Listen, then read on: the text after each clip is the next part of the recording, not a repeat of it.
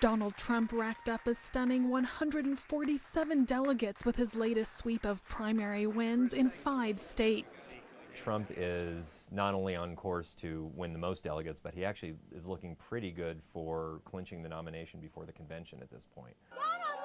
Trump is well on his way to the 1,237 delegates needed to become the Republican nominee, although in presidential primary politics, the rules are not set in stone. Depending on how close it is to 1237, yeah, it could be contested. Individual delegates could be challenged at the convention.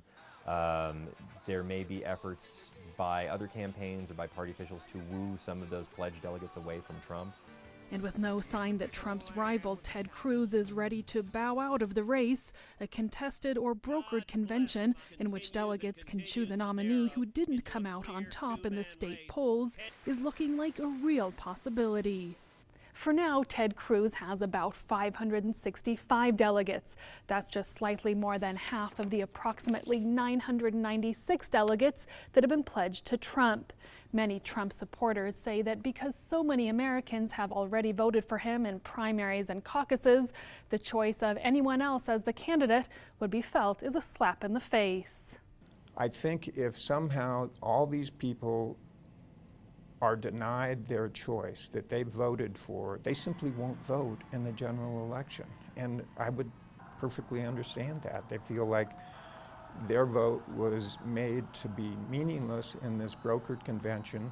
This former Colorado state representative says support for Trump is very strong here, but he still thinks there's no guarantee the billionaire businessman will become the nominee.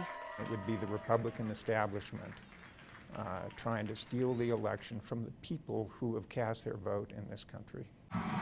It's not just Republicans who are expressing frustration with a process of choosing presidential candidates that often does not represent the popular vote.